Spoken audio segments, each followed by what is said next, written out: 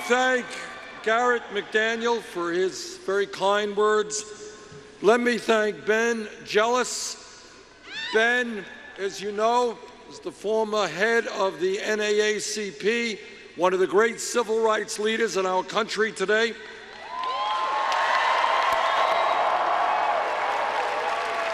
Let me thank Danny Glover. You know, you all know Danny Glover is one of America's great actors, and he is that. But unlike many other people who have achieved celebrity status, what Danny has done is use that celebrity status in the fight for racial and economic justice in our country, and I thank him for all that he has done.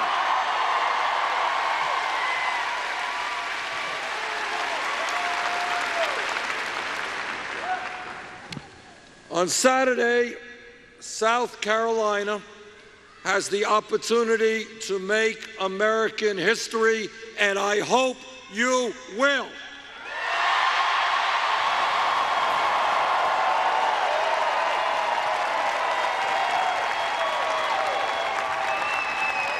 You know, we go around once, we may as well make history as we go around.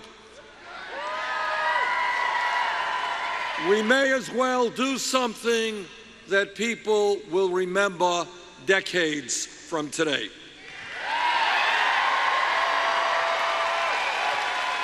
This campaign has taken on the economic establishment or all of the big money interest, and let me tell you, Wall Street is getting nervous.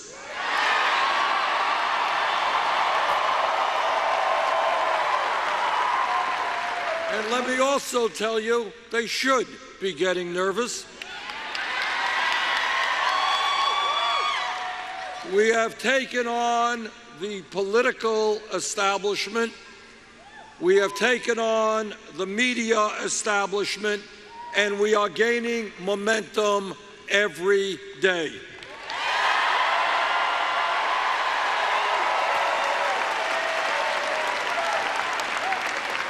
We are gaining momentum because the American people are tired of the same old establishment politics and establishment economics. And what the American people are demanding is a government which represents all of us, not just a handful of wealthy campaign contributors.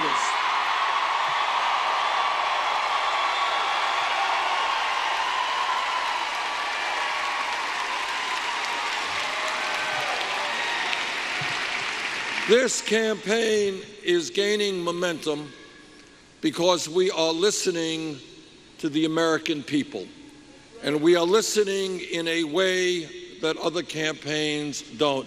We are listening to the millions of workers in this country who are making $9 or $10 an hour, and they can't make it on $9 or $10 an hour.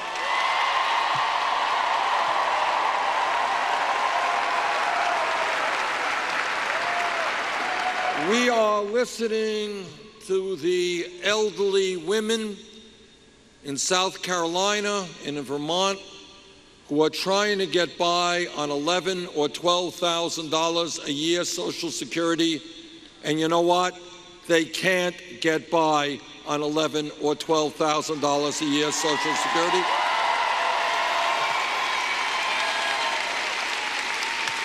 And we are listening to the young people across this country, many of whom are here tonight,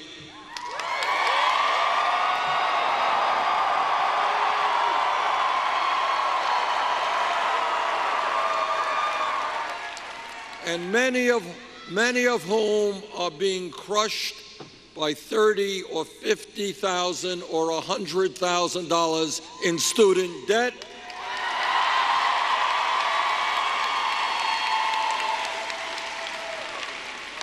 And they are asking us, why do they have to be punished for decades paying off that debt for the crime of wanting to get an education.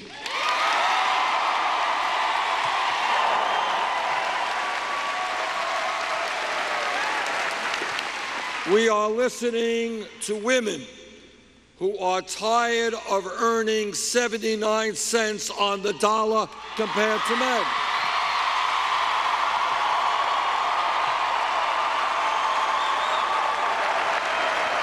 And then find it impossible to come up with affordable, quality child care for their children.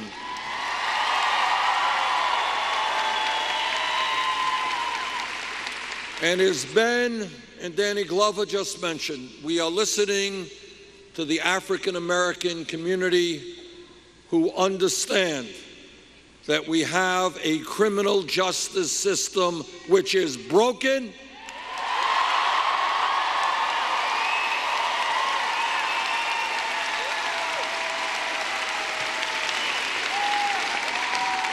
and today has more people in jail than any other country on earth. You're right. You're right.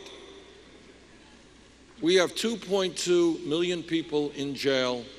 We spend $80 billion a year locking up fellow Americans. That is something we must be ashamed of, and we will change.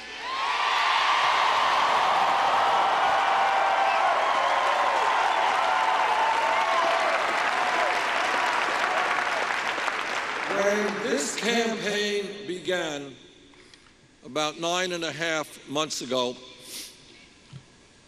we were regarded by the media as a fringe campaign. Now, what the media said is, they said, Bernie, you comb your hair really nice. You got a real GQ look. And I want to make public now, this is actually a new sport jacket, just bought it the other day.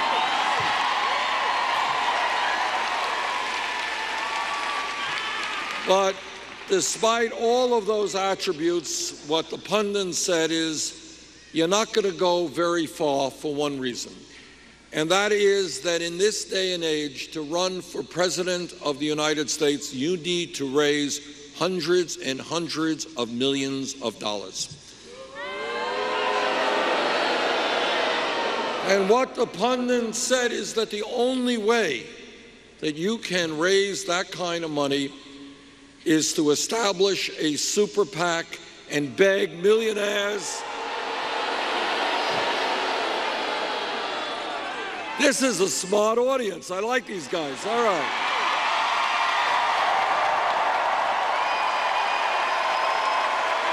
Because you know that what a super PAC is about is millionaires and billionaires and Wall Street pouring huge amounts of money into the political process. Well, we decided from day one that we were not going to have a super PAC because we don't represent billionaires or Wall Street.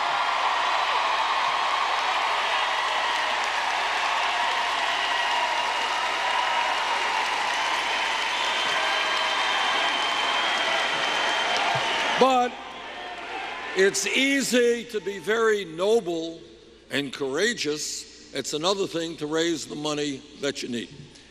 So what we did is we basically reached out to the middle class and working families of this country, and we said, if you want a campaign which is going to fight for real change in this country, help us out a little bit. We know you're hurting. Help us out. $20, $50. And you know what happened? One of the most amazing things that has happened in a very long time in American politics, and that is over the last 9 months, what we have seen is that our campaign has received 4 million individual campaign contributions.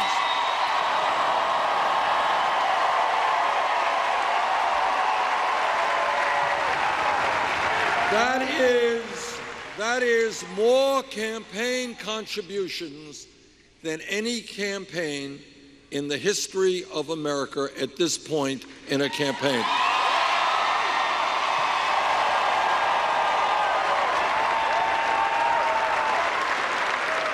And do you all know what the average contribution has been? I'll tell you, these guys are really smart. $27.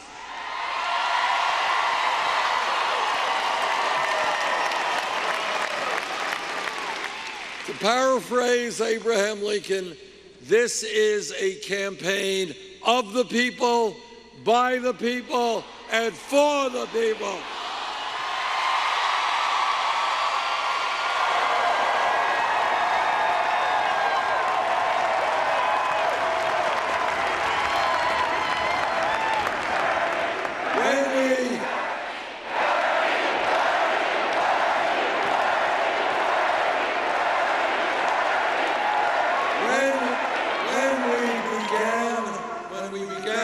Campaign, we were 50 points down in Iowa, we were 30 points down in New Hampshire, and just about 5 weeks ago we were 25 points down in Nevada.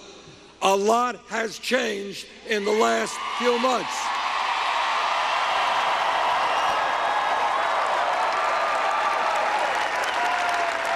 This is a campaign that has the momentum.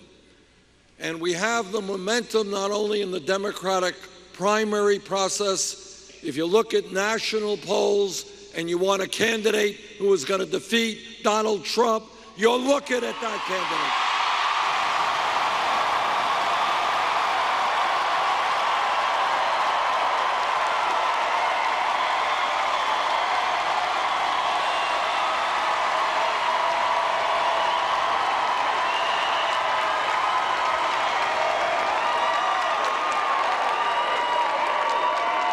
There would be nothing that would give me greater pleasure than, in fact, beating Donald Trump and beating him badly.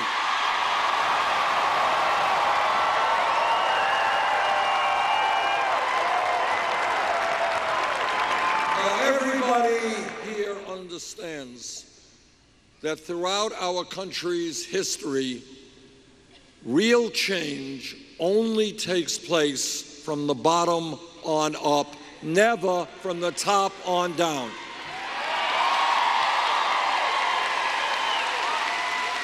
The people who make the changes in the deepest sense are not presidents, they're not Supreme Court justices, they are you. They are you. Because what history has always been about is people finding themselves in a moment in history in which they look around them and they say, the status quo is not good enough. We need real change. We are at that moment in American history today.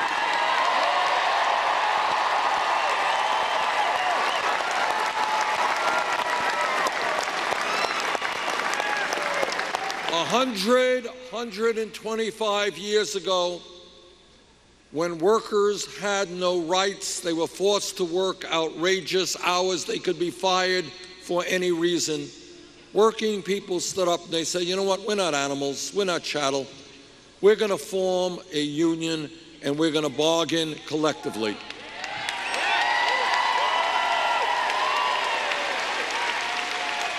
We're going to stand up for our rights, and that's the origin of the union movement in this country.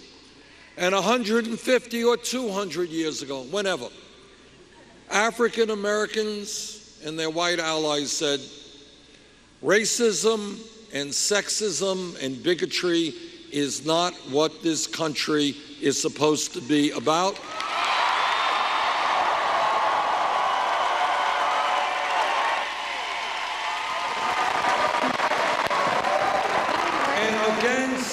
Against all odds, they stood up and they fought back.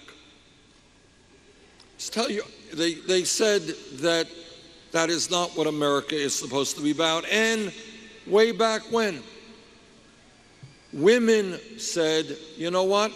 We are tired of being second-class citizens.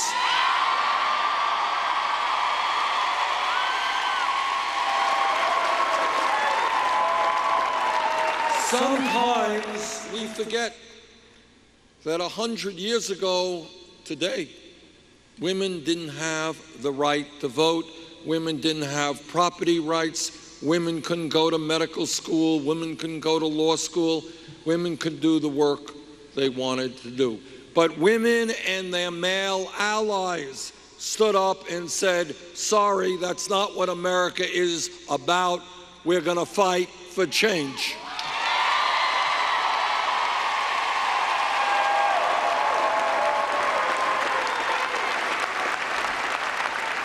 And not so many years ago, 10 years ago, if we were in this room and somebody stood up and said, you know, I think that in America, our gay brothers and sisters will have the right to be married in 50 states in America.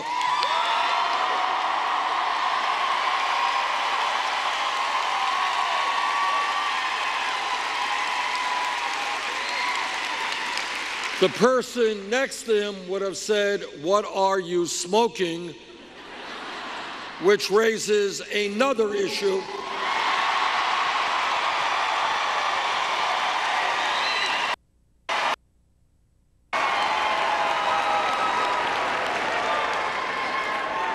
So the important point to be made is that the only way change takes place is when millions of people stand up and say, enough is enough. America can be much better than where we are today.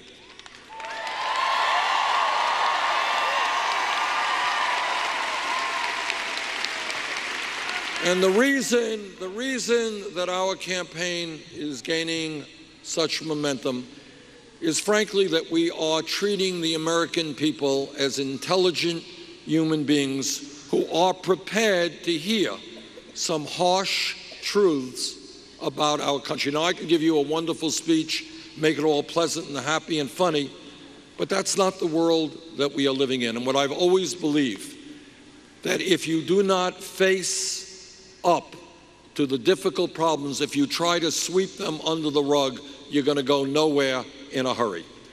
So what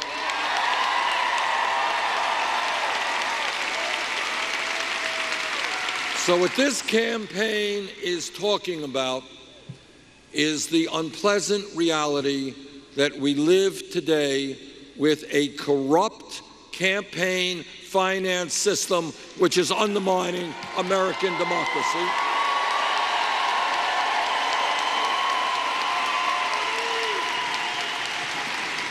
What democracy is about is you have an idea and I have an idea and we disagree and we argue over it. But at the end of the day, whether you're rich or you're poor, you get one vote and I get one vote. Democracy is not about billionaires buying elections.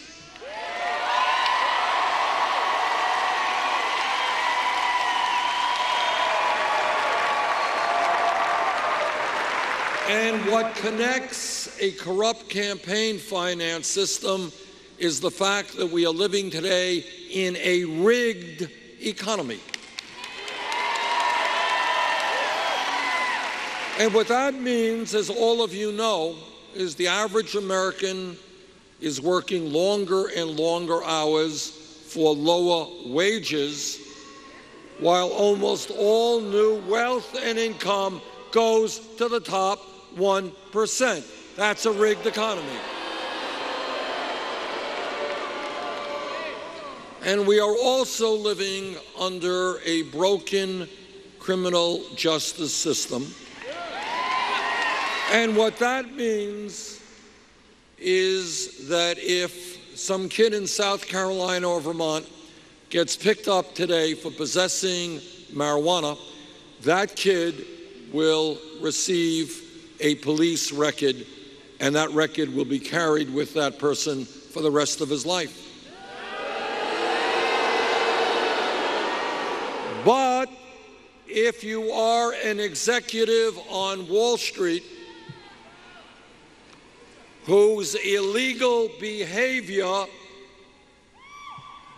forced this country into the worst economic downturn since the Great Depression, you do not get a police record. You get an increase in your salary.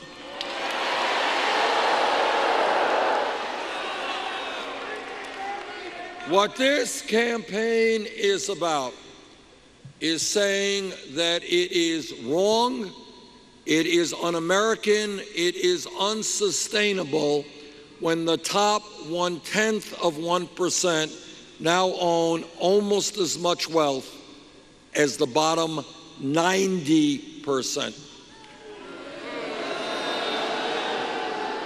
That it is wrong that the 20 wealthiest people in this country now own more wealth than the bottom half of America, 150 million people.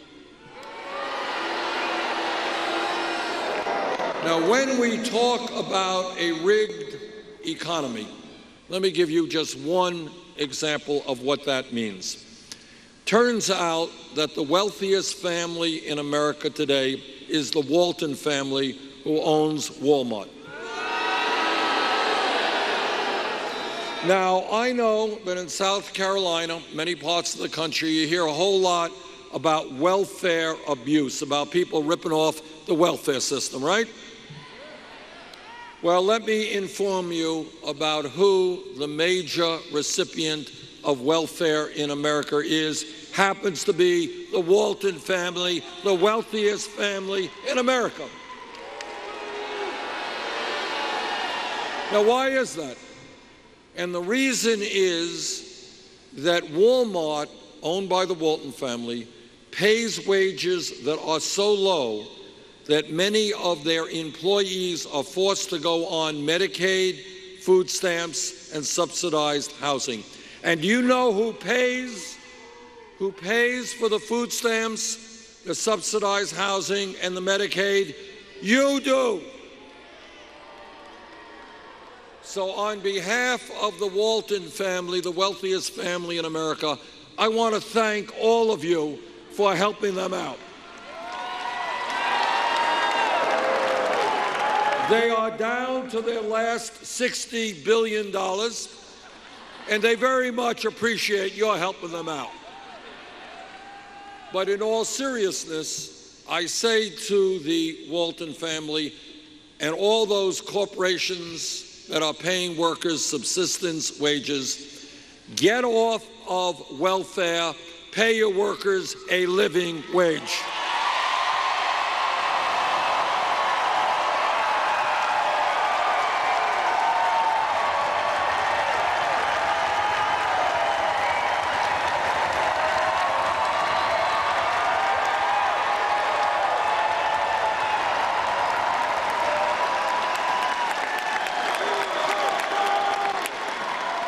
When we talk about wages, let's lay it out on the table.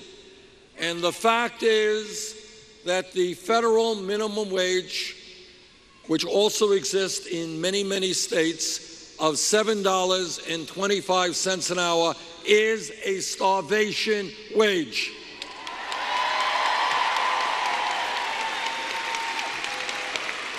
You can do the arithmetic as well as I can. You can multiply 8, 9, $10 an hour, 40 hours a week, 50 weeks a year, and you end up with a sum that nobody can live on. And that is why together, that is why we are going to raise the minimum wage to a living wage, $15 an hour over the next few years.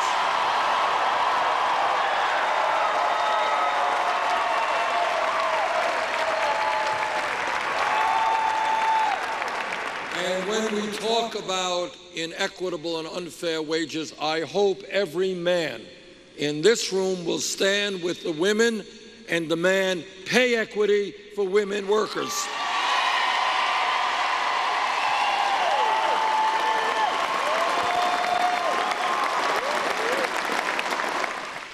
Now, every month, federal government comes out with a report on unemployment. And what you see in the front pages tells you officially unemployment in America is 5%. That's right. The truth is that real unemployment, including those who have given up looking for work or are working part-time when they want to work full-time, is close to 10%. And youth unemployment for kids who graduated high school is off the charts.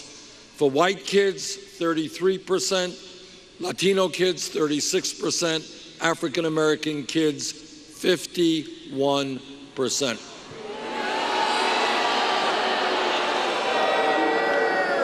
Now, if anybody thinks there is not a connection between high rates of youth unemployment and the fact that we have more people in jail than any other country, you would be mistaken. You would be mistaken.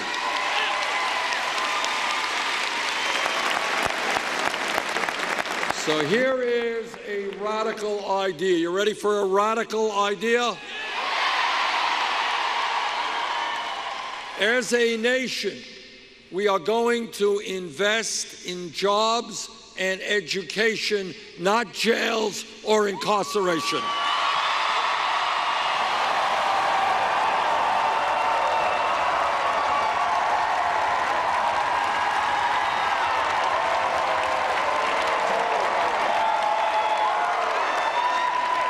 What this campaign is about is thinking big, thinking outside of the box.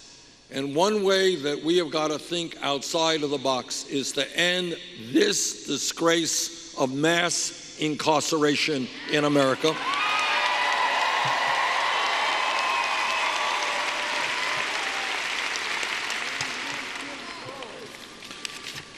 When we talk about what's going on in this country, I hope all of you are listening to my Republican colleagues, and the good news is I guess they have departed from South Carolina.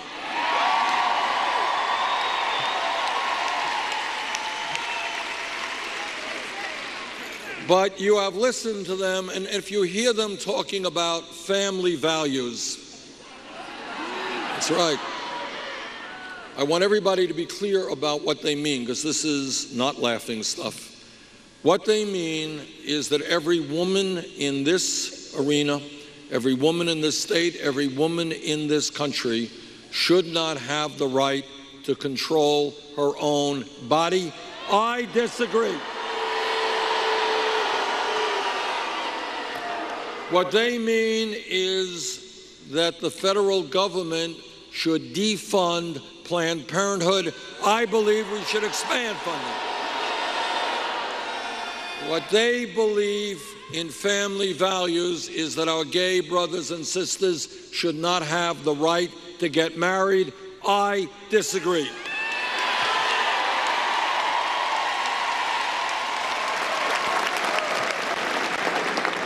Let me tell you about what real family values means. Today in South Carolina, today in Vermont, women are having beautiful babies. Big day for the parents, pretty big day for the baby. But here is the point.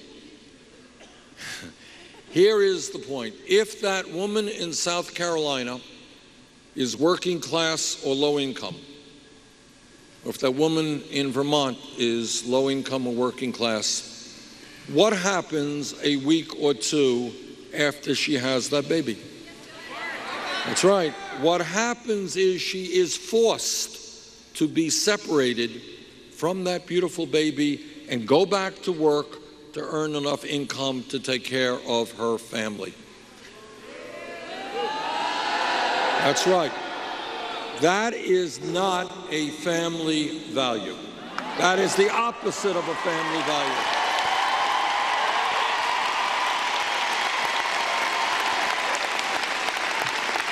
Now, it turns out that all over the world, not only in every industrialized nation, but in many poor countries, when women have a baby, they are guaranteed paid family and medical leave.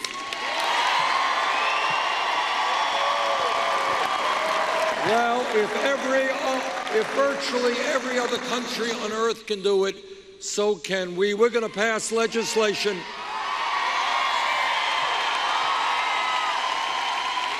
We're going to pass legislation providing 3 months paid family and medical leave.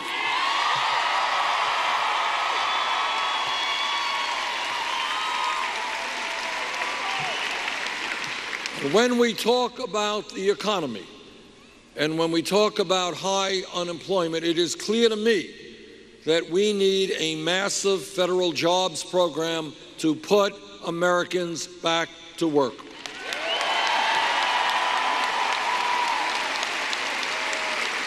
We should be hiring teachers, not firing teachers.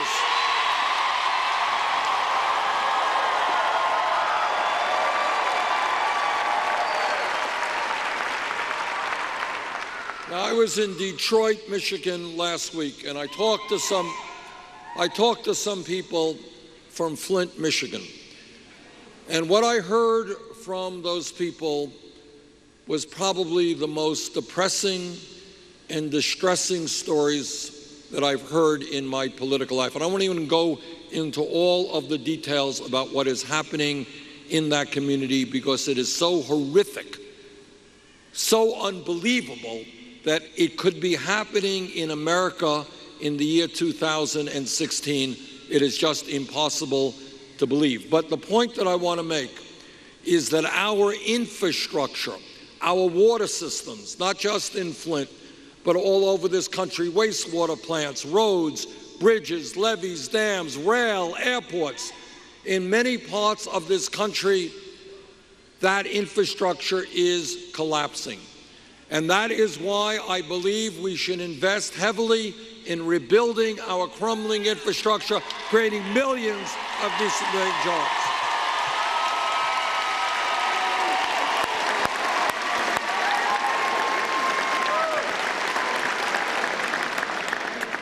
When we talk about what goes on in America, it is important to talk about the elephant in the room that many people choose not to talk about, and that is the greed, the recklessness, and the illegal behavior on Wall Street.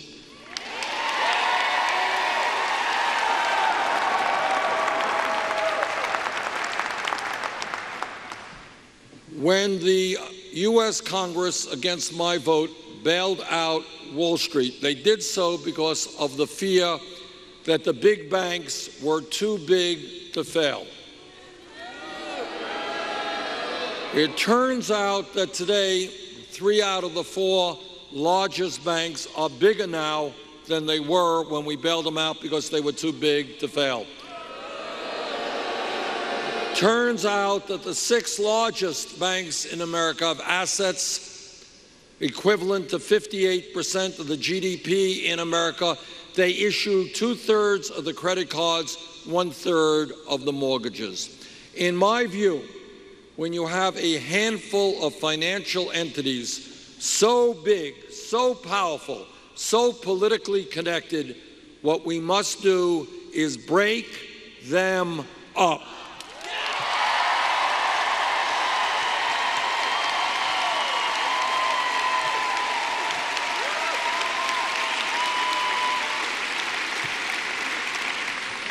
Six years ago, the Supreme Court rendered one of the worst decisions in the history of the United States of America. And what they said to the billionaires in Wall Street and corporate America, you already own much of the economy, now we're going to give you the opportunity to buy the United States government, and that is precisely what they are trying to do right now. One family, the Koch brothers and a few of their billionaire friends, You are familiar with the Koch brothers. They will be spending in this campaign cycle $900 million. So here's the story. You get one vote, they get one vote, but on top of that, they get $900 million to spend. That is not democracy, that is oligarchy, and we are going to stop that.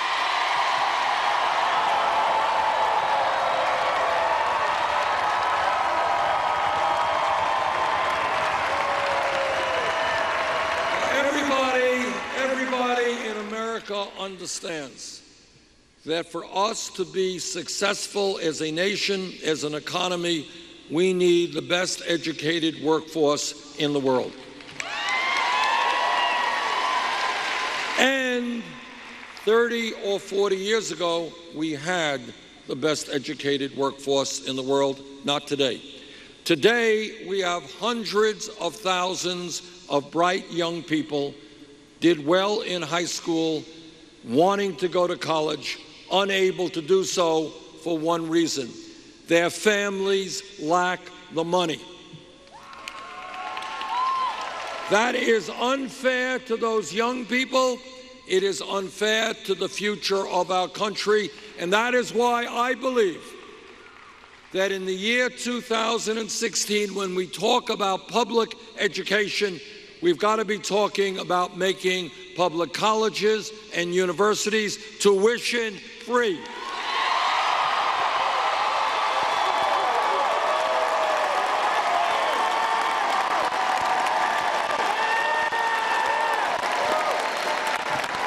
I am told that this is a radical idea. I don't believe it. Talk to the people in Germany, talk to the people in Scandinavia, talk to your grandparents who in this country 50 years ago could go to major universities virtually tuition free.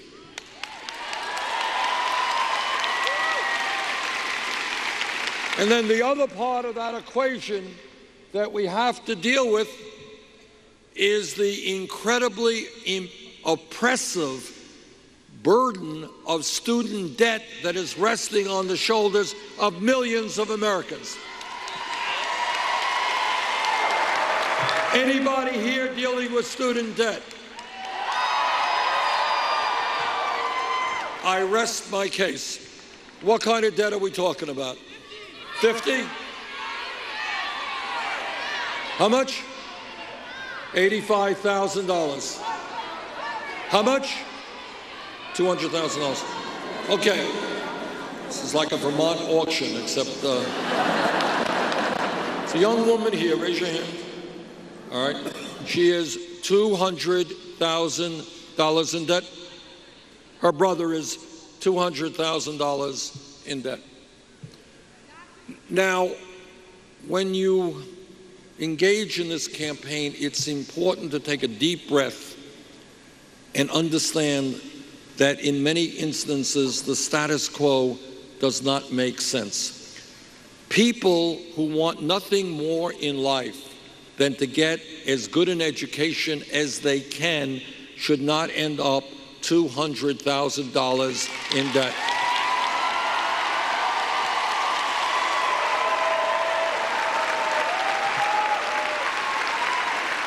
I talked to a guy, I raise this issue in every speech that I give. Talked to a guy in Nevada a few months ago, 55 years of age. He's been paying off his student debt for 25 years. He is more in debt today than he was when he took the loan out. And he is worried that when he gets Social Security, they're going to garnish his Social Security to pay his student loans.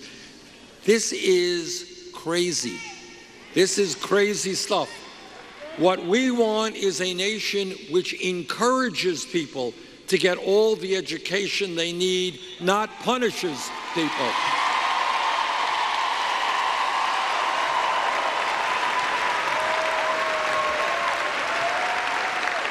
And that is why we have introduced legislation that allows people with student debt to refinance their loans at the lowest interest rates they can find.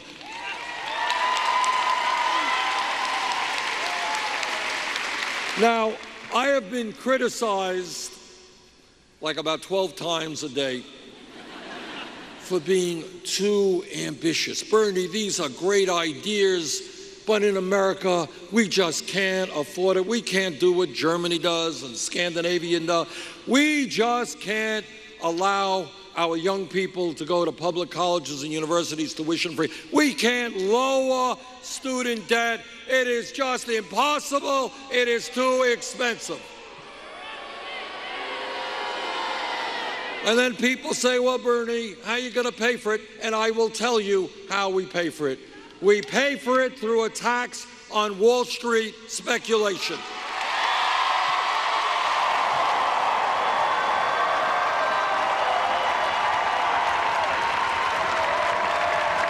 Remember this. Please remember this, that when Wall Street's greed and illegal behavior nearly destroyed our economy, they went to Congress for a bailout, which they got. Now it is Wall Street's turn to help the middle class of this country.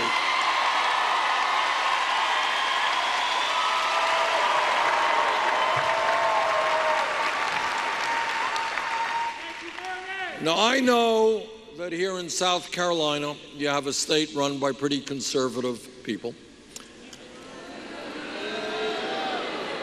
And I know that many conservatives refuse to accept science with regard to climate change.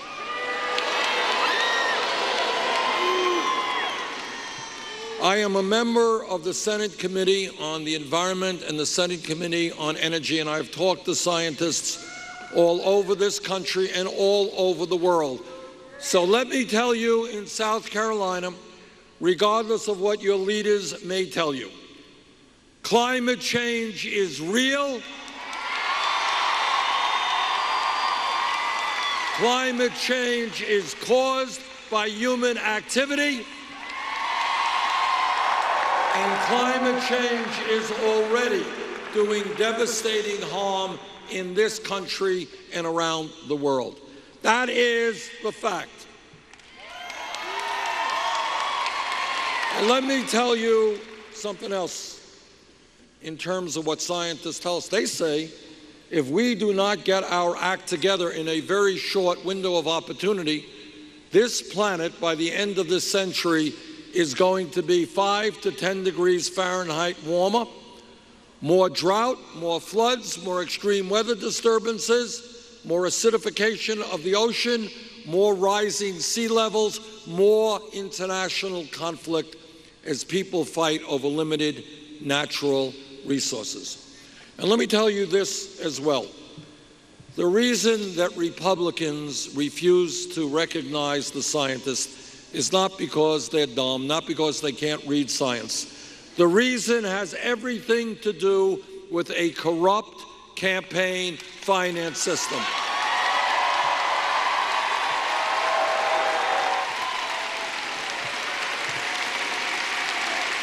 If a Republican candidate for president came up here and told you what I just told you, that climate change is real, caused by human activity, on that day, that candidate would lose his funding from the fossil fuel industry, the Koch brothers, the coal companies, and all of that. And I say to my Republican colleagues, worry less about your campaign funds, worry more about your grandchildren and your great-grandchildren.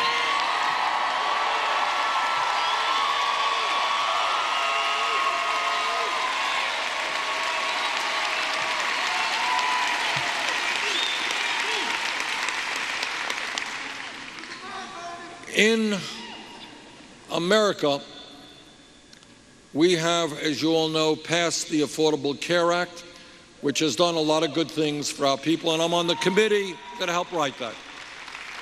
Affordable Care Act has eliminated this private insurance company obscenity of pre-existing conditions. We have done away with discrimination against women who are forced to pay higher premiums than men. We have added some 17+ million people to the ranks of the insured.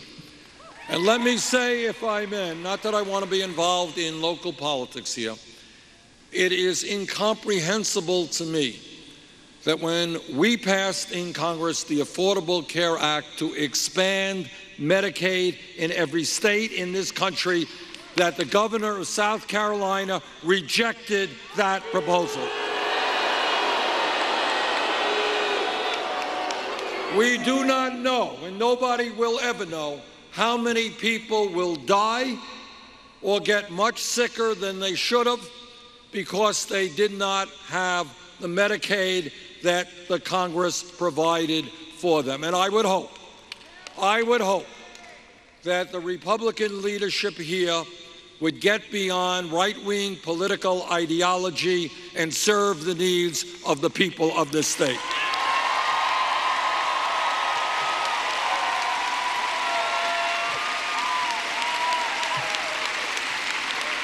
Now, my view is that while the Affordable Care Act has done some very good things, we have got to do better. So let me stand before you and tell you what I believe. And that is that I believe that health care is a right of all people, not a privilege.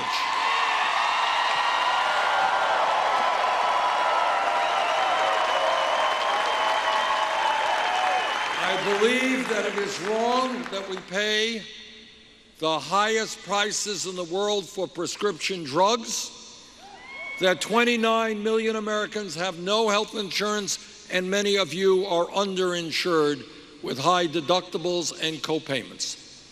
And that is why I believe in a Medicare for all single-payer program.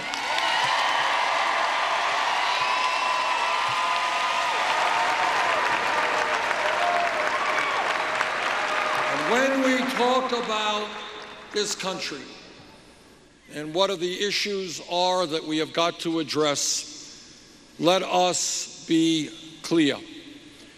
And that is that no American, black, Latino, or white, should be fearful of walking down the street and getting shot by a police officer.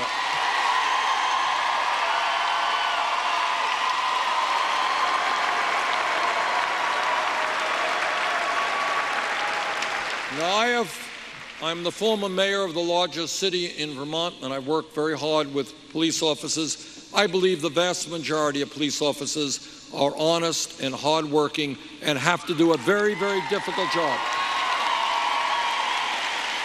But when a police officer breaks the law like any other public official, that officer must be held accountable.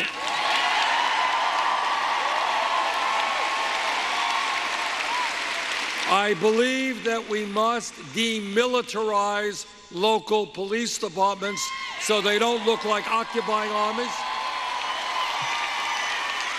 I believe we need to make police departments look like the communities they serve. In my state of Vermont, and in many parts of this country, we have a very, dare I say, huge problem with substance abuse and overdoses regarding heroin. This is a very serious problem. In my view, we have got to look at substance abuse and addiction as a health issue, not a criminal issue.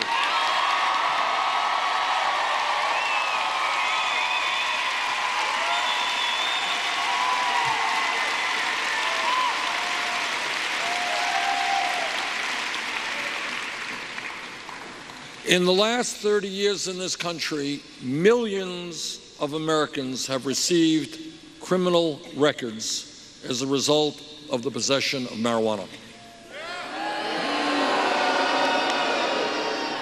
And what that means is if you have a criminal record and you're going in and applying for a job, you know what? You may not get that job. So what I believe is that when we have a federal Controlled Substance Act which lists marijuana at a Schedule I level right alongside of heroin, that is dumb.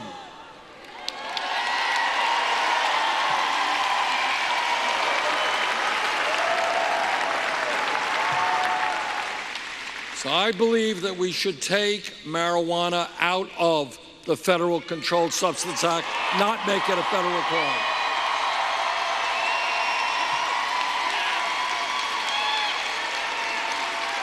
And by the way, where this becomes a racial issue is that it turns out that the black community and the white community smoke marijuana at about the same rates, but blacks are 4 times more likely to be arrested than whites.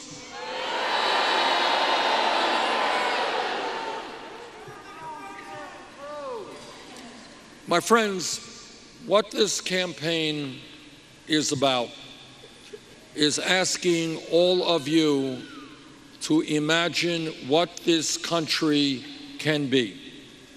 In my view, we do not need to be a country which has the highest rate of childhood poverty of any major country at the same time as we are seeing a proliferation of millionaires and billionaires.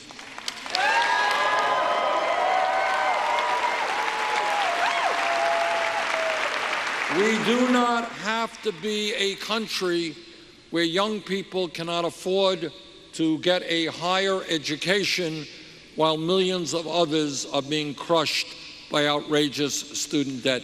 We do not have to be the only major country on earth that does not guarantee paid family and medical leave or provide health care to all people as a right. We do not have to be a country in which millions of our brothers and sisters work for $9, $10, $11 an hour and are going nowhere in a hurry.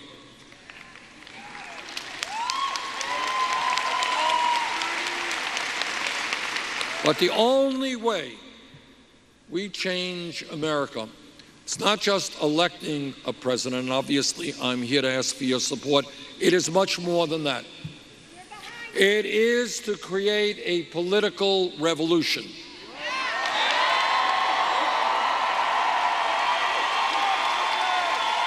And what that revolution means is that you understand that you and you and you have the power to determine the future of America. That's what people fought and died for, and that's where we are today. And if millions of Americans stand up and say, you know what? In this great country, we can be so much more. We don't have to have a political system owned by billionaires. We don't have to have a rigged economy. We don't have to have a broken criminal justice system. If we stand together, if we do not allow the Donald Trumps of the world to divide us up by race or where we were born,